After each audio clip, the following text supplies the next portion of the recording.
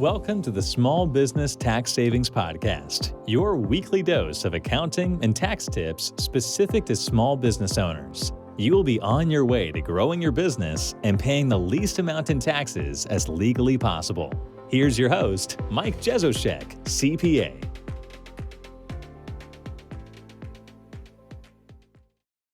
Hello and welcome back to another episode. Today's topic is, what is an S-Corp and should I become one in 2023? And S-Corps are something that we talk a lot about here on the podcast, something that we especially like to talk about to business owners about ways to save taxes. And we kind of call an S-Corp sometimes part of that foundation finding of your business.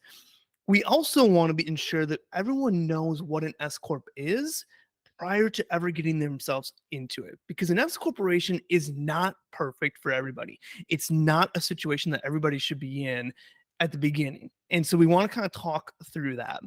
Now, we did an entire series about S corporations a little bit while ago. We call it our Everything You Need to Know About S Corp series. So if you are interested in learning more about S corporations, you listen to what we say here today and I need more of this, I want more information about this, definitely check out that series because we dig so much deeper into S corporations. So if you want to learn more about that, go to taxsavingspodcast.com/S Corp. And as part of that kind of full series on everything you need to know about S corporations, we talk about a lot of different things. We talk about what is an S corporation, when should you or should you not become an S corporation. We talk about pass-through entities and what is an LLC and how is that different from an S corporation. We talk about, what is an S corporation? Should you elect to be one? How do you elect to be one? What are the requirements for an S corporation? How do you actually set up an S corporation? We talk about this reasonable compensation for S corporation owners and what that means. And then we also kind of finalize that series with, okay, you are an S corporation now. What does that mean? What do you need to do to maintain that? What does that look like? So again, we did a full series on this today. We're just going to be getting kind of highlights, kind of a revisit of all those things. But I definitely recommend you check out that full series if what we talk about today interests you. Again, go to taxsavingspodcast.com/S corporation. Now, again, today we're going to talk about what is an S corporation and should you potentially look at one for 2023. And to kind of start this off, I just want to talk about a couple different entity types. We have what we call sole proprietorship, a single member LLC, a multi-member LLC, partnerships, S corporations, and C corporations. Sole proprietorships, single member LLCs, multi-member LLCs, S corporations are all what we call flow-through entities or pass-through entities.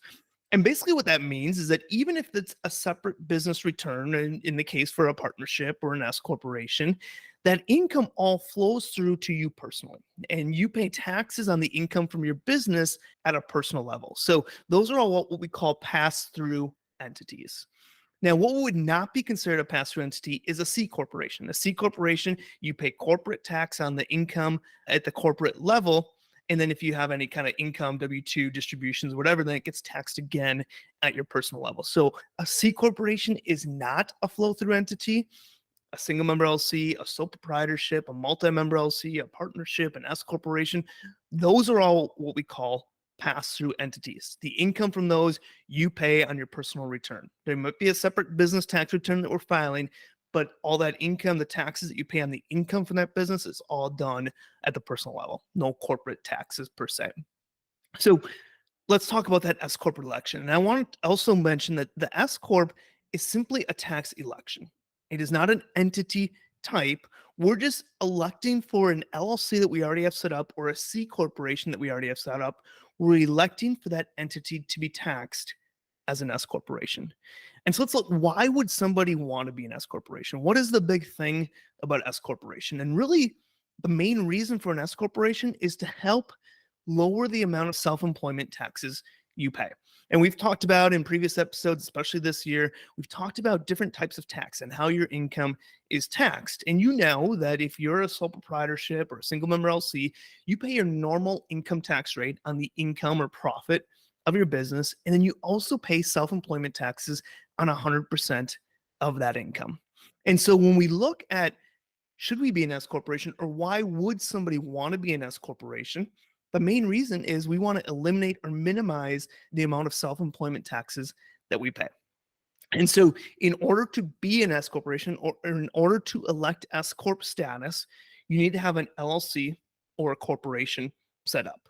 So we need to have an LLC started or a corporation set up, and then we're just simply filing a form and electing for that entity to be taxed as an S corporation. So let's imagine you're an LLC. You're still going to be an LLC. You're still going to have the same name. You're just electing for that LLC to now be taxed as an S corporation. So hopefully that makes sense. Now, what I want to talk about is kind of giving you examples of what does the savings around the S corporation, how does that make sense? And so if you're set up as a single member LLC or a sole proprietorship, you file your tax return on a Schedule C on your personal tax return. And you pay your normal income tax rate as well as over and above your normal income tax rate, self-employment taxes. And self-employment taxes is roughly 15%. So as an example, let's imagine that your business profits $80,000. You're paying your normal income tax rate, whatever that might be in whatever bracket you're in, and you're also paying over $12,000 in self-employment taxes on that full $80,000 that you made. And so in that situation, we're going to say, okay, does an S corporation make sense? Is an S corporation something that we might want to do? And so we typically say, when does an S corp make sense? Once your business starts to profit about $40,000 to $50,000 per year, and you expect that profit to continue at that level. So how does an S corporation work? Again, we elect for our LLC to be taxed as an S corporation, and that comes with it two requirements. We need to take a reasonable salary as an owner of the business. So a reasonable salary based on the type of work we're doing. The IRS requires with an S corporation that you pay yourself a W-2 salary. You're an employee of your company, and you have to take a reasonable salary for the work that you're doing. The rest of the income you take as an owner's draw or a distribution.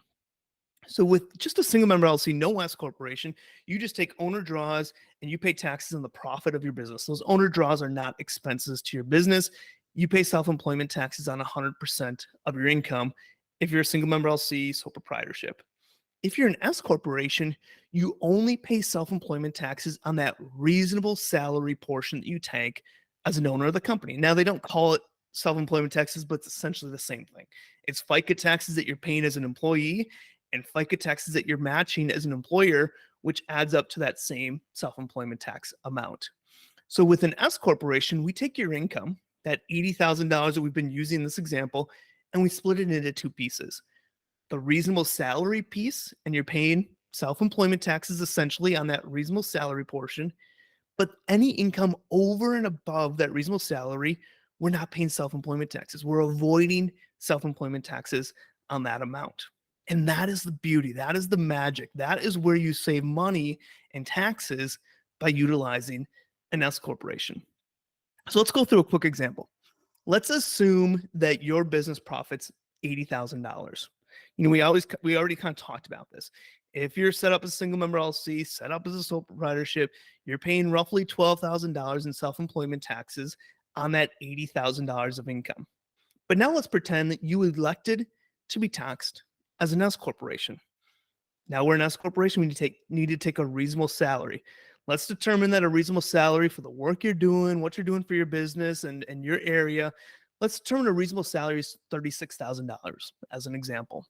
So of that 36,000, we're going to take as a reasonable salary, and we're going to pay self-employment taxes on that 36,000. But the remaining 44,000, 80 minus 36, the remaining $44,000, we're avoiding self-employment taxes on. And so simply by taking that same business and electing S Corp status, paying ourselves a reasonable salary, we're avoiding self-employment taxes on $44,000. That's over $5,000 in tax savings in year one. Now, what the beauty behind an S corporation is, not only do you get the savings in year one, but you get in year 2, 3, 4, and everywhere beyond that.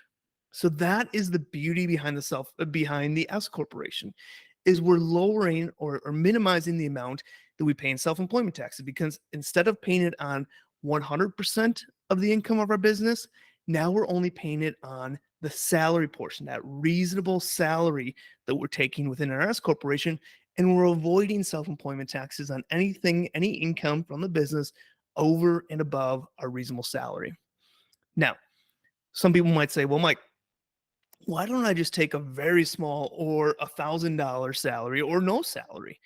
And it's because the IRS requires that you take a reasonable salary. So a salary is required. Otherwise, yeah, everyone would take no salary, avoid self-employment taxes entirely. But that's not allowed by the IRS. We need to take a reasonable salary based on the work that we're doing. So let's look at some of the downsides of an S corporation. One, you have to run payroll to yourself. You have to run W-2 payroll to yourself as the owner of the business, that reasonable salary, and that costs money. We highly recommend that you utilize some type of payroll software. Our favorite to use that we always recommend is Gusto. So we always recommend that you use some type of payroll software to handle that reasonable salary for your business. And so that costs money. Now, if you already have other employees outside of yourself as the owner, adding an employee is very minimal. So if that's the case, this cost of having to pay yourself W-2 salary is very minimal. The other major downside is that now that you're an S corporation, you have a separate business tax return, which is a little bit more complex. There's a little bit more to it. The prep cost for it, it's going to be an additional charge, and that costs a little money. So the reason that we say, when does an S corporation generally stating make sense? Once you hit profit of about $40,000 to $50,000 per year, that's when an S corporation makes sense. The reason we say that is because if you're under that amount, some of those costs, that cost of payroll, that cost of that separate business tax return, might eat into some of the savings that you're going to get from it. So we want to make sure that we're not rushing into this, but we also want to make sure that when it makes sense, that you're set up, that you're ready for it, and that the opportunities are available there for you. Now, the other thing that I mentioned at the beginning is that in order to be an S corporation, you need to have an LLC set up or a C corporation set up. And that part is very, very important because I've had so many people come to me, business owners come to me mid-year that say, hey, Mike, business is taking off. We're doing really well. What are some things we can do here? And we talk about the S corp, and I say, well, I'm operating as a sole proprietorship. I didn't set an LLC up. I didn't set a corporation up or anything like that. And I said, well, there's nothing, we cannot elect S Corp status if you don't have that entity set up. So we can set up an entity today, and then anything from today forward, we can take care of it with an S corporation, but anything prior, we can't. And so that is one reason that I highly recommend people, when they're starting their business, get an entity set up. Even if you're not electing S corporation status right away, you have that entity set up so that, hey, if business takes off when you're maybe not expecting it, you have the ability to go back to the beginning of the year, backdate your S Corp election, and be able to do an S corporation all year long on that income. Or if you don't have an entity set up, we can't do that. We can only start once that entity is set up. Forward would be our opportunity for an S corporation. So that's something that we want you to be considering, something we want you to think about. So that, in general, in a very quick rundown, is the idea of an S corporation. We love the S corporation because it gives us the opportunity to minimize the amount in self-employment taxes that we pay. Now, an S corporation is not for everybody. An S corporation is not available for everyone. That's why I highly recommend you check out our website or our previous episodes. We talk about different pieces of the S corporation. When does an S corporation make sense or not for you? Because that's going to give some details of, hey, are you ready? Do you even qualify? Does it make sense for you? And gives you some reasons also on why you might not want to do an S corporation, or different unique situations on where an S corporation may not make sense in your situation. But for the vast majority of small business owners that we talk to, small business owners that are making $40,000, $50,000 or more, and they expect that income to continue into the future, an S corporation is just one step in that tax planning journey. We also call this the foundation. We start with that S corporation and just build strategies up and above that if you're at that income level and if it makes sense to you. So again, I highly recommend you check out our series, Everything You Need to Know About S Corporations. You can go to taxsavingspodcast.com/S Corporation. And again, the topics that we discuss in that entire series is, what is an S Corporation? When should you or should you not be an S Corporation? That's important to you. When should you not be an S Corporation? We talk about what is a pass-through entity, what is an LLC, and how is that different from an S corporation. We talk about the requirements for an S corporation and how you actually set one up, how you elect that S corp status. We talk about what is a reasonable compensation for an S corporation owner. And we also talk about, okay, now we are an S corporation. We've set everything up. Now what do you do? What are some things that you need to do from a maintenance standpoint to maintain that? So we talk about all that in our series. Again, go to taxsavingspodcast.com/S corporation. The purpose of this episode is I just want to bring awareness around the S corporation and why it might be something that makes sense for you here in 2023. We can still backdate an S corporation election. We can do a late election, backdate it to January 1st, 2023, and get S corp status all year long. So again, quick summary. The S corp is simply a tax election. We're taking an LLC or a corporation that you already have set up, and we're electing for it to be taxed as an S corporation. Why does an S corp make sense? Because it helps eliminate or minimize the amount we pay in self-employment taxes. If you're set up as a sole proprietorship or a single member LLC, you're going to pay self-employment taxes on 100% of your business income. And that self-employment tax is over and above your regular, normal, ordinary income tax rate. So you're paying your normal, ordinary income tax rate plus self-employment taxes on 100% of your income. If you elect to be taxed as an S corporation, we're splitting your income into two pieces. Salary, W-2 payroll, where you have to pay yourself a reasonable salary for the work you're doing in your business. And then the remaining amount, any income you make over and above that reasonable salary, is taken as an owner's draw or distribution. That salary you take as a W-2 reasonable salary owner of the business of an S corporation gets hit with self-employment taxes, but that income over and above you avoid self-employment taxes on. So again, the quick example we use, let's imagine you're making $80,000 a year in profit. Let's say a reasonable salary on that's $36,000. We're paying self-employment taxes on $36,000, but we're avoiding self-employment taxes on the remaining $44,000. And that leads to tax savings of roughly $5,000. Again, more than $5,000. And again, that's just in year one. Year two, year three, year four, you're seeing those same exact savings. So this can really snowball into a lot of tax savings. Couple downsides of an S corporation, you need to pay yourself payroll. You need to run W-2 payroll to yourself. If you have employees, not a big deal. If you're the first employee of this business now, that costs some money to run payroll. We recommend using a software for that. The other downside is you have a more complex business tax return, which is going to have some costs with it. So we typically say S corporations start to make sense once you have $40,000 to $50,000 or more in profit. So hopefully this was helpful. Hopefully this opened up the door. I want to do this time of the year because we still have plenty of time to get that S Corp set up. If you already have the entity ready, we can backdate it to January 1st, 2023. So I just want to make you aware of kind of the options available to you. And if you're like, yep, S Corp sounds like exactly what I need in my business, I definitely recommend you checking out our full series that we talk about everything you need to know about S corporations. Again, a bunch of different topics within that series that we've done on previous episodes. We have blog posts on, we have videos on. Go to taxsavingspodcast.com/S Corp.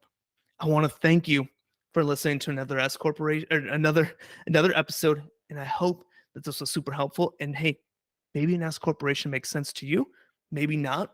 But either way, I hope this information helped you make that decision or help guide you in the direction that you need to go. Thanks for listening to another episode, and I will see you next week. This has been another episode of the Small Business Tax Savings Podcast. If you enjoy our weekly episodes, please leave a review and share with other business owners. You can find previous episodes and more information at www.taxsavingspodcast.com. Thanks for listening and have a great day.